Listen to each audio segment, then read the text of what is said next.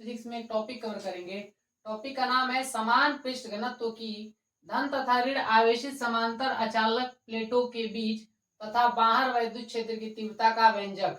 तो सबसे पहले आपको क्या करना है, एक जो है ये आरेख बना लेना है। ये आरेख क्या है, ये आरेख में जो है ये जो मैंने बनाया है ये आप लोग का क्या है, प्लेट है, दो प्लेट है। प्लेट का मतलब क्या है, आप जो है कागज की शीट समझ सकते हैं। कागज जो होता है उसको आप समझ सकते हैं। जैसे कि मैं ये ले लेता हूं तो ये आप लोग का क्या है, ये आप लोग का प्लेट के जैसा हो सकता है। तो ऐसे जो है दो आपको क्या लेने हैं, प्लेट लेने हैं।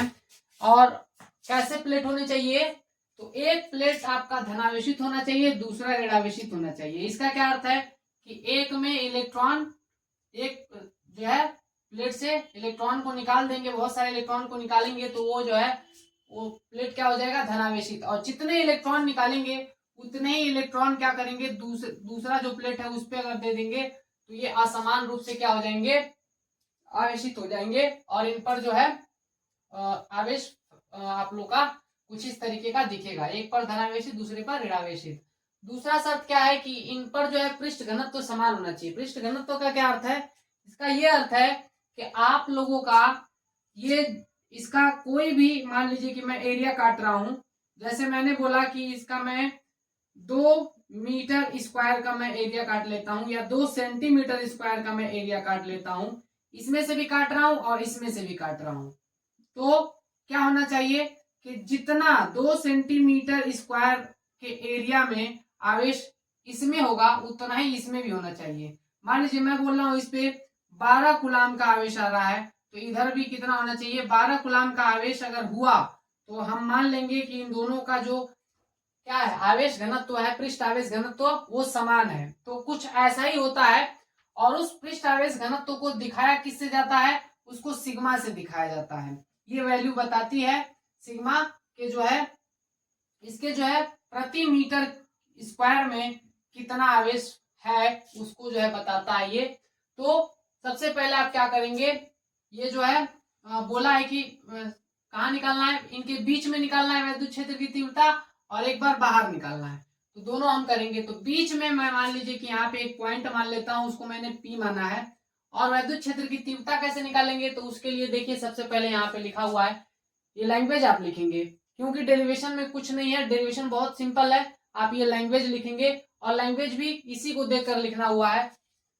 तो कैसे लिखना है, माना कि दो बड़ी व समतल अचालक प्लेटें। तो आपको क्या करना है, यहाँ पे ये बता रहा है कि दो समतल प्लेट लेनी है, अचालक प्लेट होनी चाहिए और बड़ी होनी चाहिए। एक व दो उनको नंबरिंग दे देना है, एक को पहले प्लेट को जो है 1 बोल देंगे, दूसरे को 2 बोल देंगे, जो कि क्रमशः धन तथा ऋण है। देखिए ये आप लोग का धन है और ये ऋण है। निर्वात अथवा वायु में एक दूसरे से समांतर रखी है। इसको कहाँ रखना है, या तो आप निर्वात में रखिए जहां पर कुछ भी ना हो, या फिर आप इसको कहाँ रख सकते हैं, इन दोनों प्लेटों को वायु में रख सकते हैं। एक दूसरे से समांतर रखना है। समांतर रखने का मतलब कि ये जो है एक दूसरे के समांतर होने चाहिए। तथा प्लेटों पर आवेश, जो आवेश का पृष्ठ घनत्व है वो सिग्मा है। मतलब इस पर अगर आप लोग का आवेश सिग्मा है तो इस पर भी क्या होना चाहिए, सिग्मा होना चाहिए। तो हमने पढ़ा है कि अब देखिए इसके पहले जो है आपको बताया जा चुका है कि जो है आप लोग का कि जो आप लोग का प्लेट की वजह से जो है वैद्युत क्षेत्र की तीव्रता होती है वो ये होती है। तो ये आपको पता होना चाहिए, एक प्लेट की वजह से किसी भी ओर जो है आप अगर वैद्युत क्षेत्र की तीव्रता निकालना है तो उसका सूत्र ये होता है।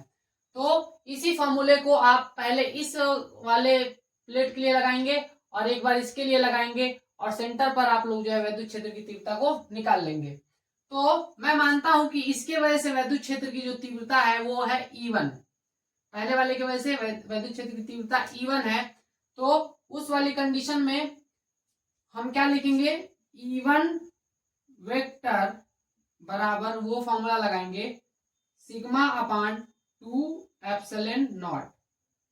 फिर दूसरे की वजह से निकालेंगे, दूसरे प्लेट की वजह से, दूसरे प्लेट की वजह से क्या लिखेंगे, E2 वेक्टर बराबर सिग्मा अपान 2 एप्सिलॉन नॉट। तो ये आप लोगों को पहले फॉर्मूला लगाना है। अब इसमें देखिए ये वेक्टर है, तो वेक्टर में क्या होता है, इसकी दिशा भी चाहिए होती है, तभी जाके जो है आप लोग का इस वाले पॉइंट पर जो है परिणामी निकल पाएगा। तो देखिए वो दिशा कैसे पता करना होता है। तो ये E1 के जो पहले पृष्ठ की वजह से विद्युत क्षेत्र की तीव्रता है, इसकी डायरेक्शन जो है इस P पॉइंट पर अगर आप ध्यान देंगे तो ये कैसे होता है, ये पॉजिटिव से दूर की ओर जा रहा होता है। तो मतलब ये E1 की डायरेक्शन कुछ इस तरीके की होगी, P बिंदु पर इधर की तरफ जो है वो इसका विद्युत क्षेत्र की तीव्रता का डायरेक्शन होगा। और E2 की वजह से अगर मैं बात करूं तो वो निगेटिव की ओर होता है। तो E2 की डायरेक्शन क्या होगी, निगेटिव की ओर। तो इन दोनों के बीच में देखेंगे तो आप क्या, इनके बीच में जो एंगल 0 है, या फिर आप ऐसे भी समझ सकते हैं कि इन दोनों की डायरेक्शन क्या है, सेम है। तो जब दोनों की डायरेक्शन सेम होती है तो आप इनको जोड़ सकते हैं। जब सदिशों की डायरेक्शन, जो सदिश होते हैं वेक्टर वाले, जितनी भी क्वांटिटीज होती हैं, अगर उनका जोड़ करना है तो उसमें आप पाएंगे कि अगर उन दोनों की डायरेक्शन, अगर दो सदिश हैं, दोनों की डायरेक्शन सेम है, तो उनको आप सिंपली जोड़ सकते हैं। आपको सदिश योग का जो है पालन हो जाएगा, ज्यादा कैलकुलेशन करने की कोई जरूरत नहीं है। तो मतलब इसको जोड़ना चाहते हैं, E1 में E2 का जोड़ना चाहते हैं। क्यों जोड़ना चाहते हैं, क्योंकि इस पॉइंट पर हम जो है कुल वैद्युत क्षेत्र की तीव्रता निकालना चाहते हैं। तो कुल वैद्युत क्षेत्र की तीव्रता के लिए इसको क्या करना पड़ेगा, जोड़ना पड़ेगा। क्योंकि इसका फॉर्मूला क्या होता है, E वेक्टर बराबर E1 vector plus E2 vector. जब दिशा के साथ रखेंगे तो सिर्फ और सिर्फ इसका मैग्नीट्यूड मिलेगा, और मैग्नीट्यूड क्या आएगा, यहाँ पे ये साइन हट जाएगा और इसको जो है आप सिंपली जोड़ देंगे। तो E1 को E2 से जोड़ दीजिए, क्योंकि डायरेक्शन हमको मिल चुका है, दोनों की डायरेक्शन सेम है, तो आप इसको सिंपली जोड़ सकते हैं। सिंपली जोड़ेंगे तो क्या मिलेगा आपको, फाइनल रिजल्ट इसका आएगा E बराबर E1 का मान रखिए sigma upon 2 epsilon not plus E2 का मान सिग्मा अपान 2 एप्सिलॉन नॉट। अब इसको करिए तो यहाँ पे आपको क्या करना पड़ेगा, एलसीएम लेना पड़ेगा। तो एलसीएम कितना आएगा इसका, मैं इसको ऊपर लिख देता हूं। तो इसका एलसीएम होगा 2 एप्सिलॉन नॉट, और ये सिग्मा में सिग्मा को जोड़ेंगे तो क्या आएगा, 2 सिग्मा आएगा, और यहां से देखिए सिग्मा से सिग्मा कट जाएगा। तो फाइनली आपका रिजल्ट क्या मिलेगा आपको, सिग्मा अपान एप्सिलॉन नॉट। तो ये हो गया आप लोगों का दो प्लेटों के मध्य वैद्युत क्षेत्र की तीव्रता। और अगर बाहर निकालना चाहते हैं तो बाहर क्या है, आप एक पॉइंट मान लीजिए। जब एक पॉइंट मानेंगे उसको मैं P डैश मान लेता हूं। तो यहाँ पे क्या देखेंगे, इस नेगेटिव की वजह से वैद्युत क्षेत्र की तीव्रता की डायरेक्शन निगेटिव की ओर होती है। तो इसको मैं क्या मानना था, इसकी वैद्युत क्षेत्र की तीव्रता को E2, तो E2 की डायरेक्शन ये हो गई। और इस प्लस की वजह से क्या होती है, इससे दूर की ओर होती है, मतलब इस पॉइंट पर इसके वजह से वैद्युत क्षेत्र की तीव्रता जो E1 की डायरेक्शन है वो क्या होगी, जो है पॉजिटिव से दूर की ओर होगी। तो इस कंडीशन में जो E1 है ये E2 के बराबर है, लेकिन इसकी दिशा क्या है, अलग अलग है। तो ये क्या होता है, इसमें घटाना हो जाता है, जिसके वजह से इनकी वैल्यू क्या हो जाती है, E1 में से E2 को माइनस करेंगे तो वैल्यू 0 आ जाती है। मतलब बाहर जो होता है वैद्युत क्षेत्र की तीव्रता 0 होती है। यहाँ पे भी देखेंगे, बाहर आप इधर भी देख सकते हैं, तो यहाँ पे भी आपको वही कंडीशन देखने को मिलेगी कि वैद्युत क्षेत्र की तीव्रता क्या हो रही है, 0 हो रही है। तो उसको भी करके दिखा देता हूं। यहाँ पे इस पॉइंट पर मैं इसको P डबल डैश मान ले रहा हूं, और मैं बोल रहा हूं कि यहाँ पे निकालना है। तो इस वाली कंडीशन में इस माइनस की वजह से वैद्युत क्षेत्र की तीव्रता माइनस की ओर, और प्लस की वजह से वैद्युत क्षेत्र की तीव्रता इससे अपोजिट। तो ये आप लोग का क्या होगा, ये आप लोग का होगा E2, और ये क्या आप लोग का E1।